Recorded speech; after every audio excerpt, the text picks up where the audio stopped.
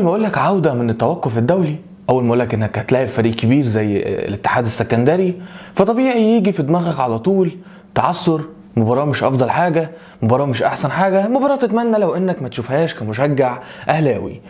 وعشان كده النادي الاهلي بيتعادل مع الاتحاد السكندري، خلينا نقول باستهتار ورعونه فنيه وعلى ارض الملعب.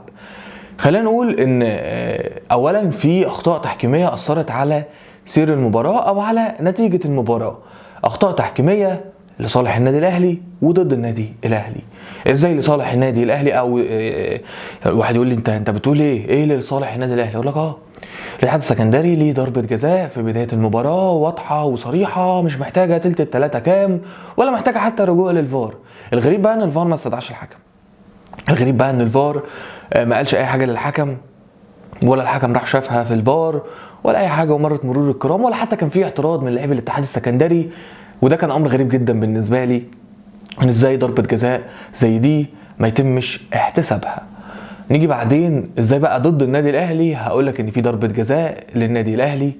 اولا انا شاكك في ضربه جزاء في لعبه اكرم توفيق اللي كلنا شفناها، سيبنا من دي نركنها على جنب خالص، ولكن مليون في الميه في ضربه جزاء للاعب الاتحاد السكندري اللي خد الكره بالحضن وهو واقع على الارض. هنا القانون ممكن يقول لك ان هو واقع على الارض فما تحتسبش، ولكني شايف انها تحتسب، لان حرفيا اللاعب حاضن الكوره ومش واقع على الارض في اي مكان في الملعب، ده واقع على الارض جوه ال 18 والكوره رايحه للمرمى والكوره رايحه تدخل الشبكه. فبالتالي انا من وجهة نظري انت منعت هدف وخدت الكوره بحضنك كده كانك حارس مرمى، فانا شايفها ضربه جزاء. طيب الاكيد بقى ان كان في طرد للمهدي سليمان اللي هو عمل نفس الحركه اللي خد عليها انذار في ضربه الجزاء الاولى اللي حسبت للنادي الاهلي اللي ضيعها امام عاشور. فانت اديت له على الاولى انذار، ازاي على الثانيه ما تديلوش انذار؟ بما ان اديته على الاولى انذار يبقى الثانيه وش على طول هديله انذار، يبقى وش على طول المهدي سليمان ياخد طرد، فطرد غير محتسب. فدي الاخطاء التحكيميه الفجه الكبيره اللي اكيد اكيد اكيد اكيد غيرت في نتيجه المباراه. مليون في الميه الاخطاء دي غيرت في نتيجه المباراه كتير وفي سير المباراه ذات نفسها كتير.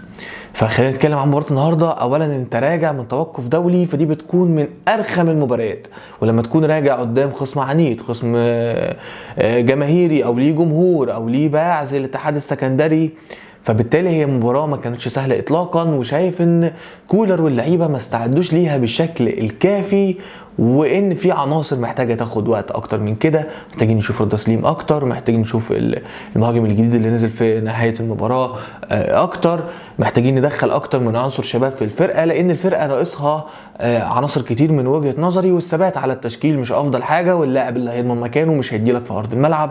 امام عاشور النهارده ما كانش افضل حاجه وكان بيلعب برعونه، خلاص ما هو ضامن مكانه، ما هو بيلعب زي ما بيلعبش، هو كده بيلعب. حتى قفشه ما نزل مكانه وما ظهرش ما اداش ما عملش.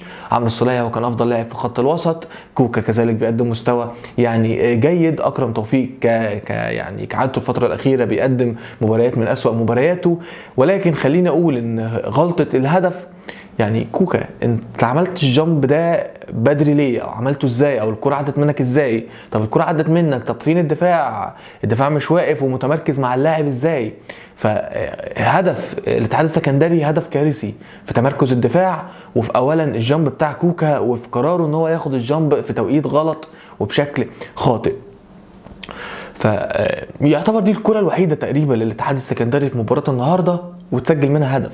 الكرة معاك كانت مع قرابة، الكرة معاك ما كانتش راضية تخش. حسين الشحات بيقدم مباراة من اجمل واروع المباريات اللي بيقدمها مع النادي الاهلي، عمل تقريبا كل حاجة النهاردة. طاهر بيستمر في التألق على الرغم الكرة اللي كانت في بداية المباراة اللي هو يعني قصة التهديف يعني سمعت معاه شوية وان هو كان عايز يهدف، ولكن هو جاب ضربة الجزاء وعمل ضربة الجزاء وبيقدم أداء جيد في الفترة الأخيرة وبيكمل على نفس الأداء. طبعا كهربا بقى أنا شفت ناس عمالة تقول لك كهربا سيء، كهربا مش عارف إيه، الناس بتهاجم كهربا. يا جماعة هو أنتوا لاعب راجع من فترة استبعاد طويلة جدا جدا جدا عن الفريق، ومر بأمور كتيرة وحصل عليه لغط كتير، فأنت عايزه يرجع ياكل الاخضر واليابس، عايزه يرجع يطلع نار من بقه، ما اكيد هيرجع مش افضل حاجه، واكيد هيرجع في حاله يسرى لها، هيحتاج مباراه واثنين وثلاثه عشان تبدا تقول هو كويس ولا مش كويس، عشان يبدا ياخد ويشوف ارض الملعب ويرجع لاجواء المباريات من تاني عشان تقدر تحكم عليه. ولكن تيجي دلوقتي تقول لي كهربا انت ما ينفعش تقول دلوقتي كهربا كويس او وحش،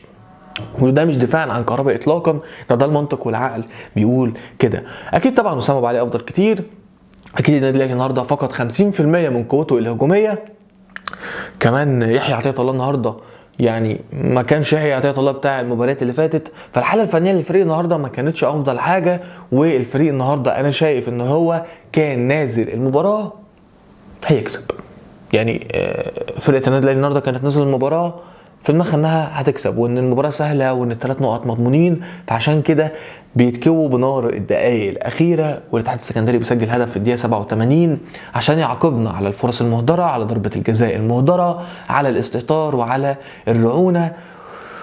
واتمنى الفتره الجايه اشوف عناصر شباب بتدخل في التشكيله اكتر من كده، ندي لكل مباراه حقها اكتر من كده، لان اللي انا شفته في مباراه النهارده والملخص بتاع مباراه النهارده عدم الاستعداد الجيد، وان انت نازل بتلعب وكانك ضامن الثلاث نقط وضامن المباراه.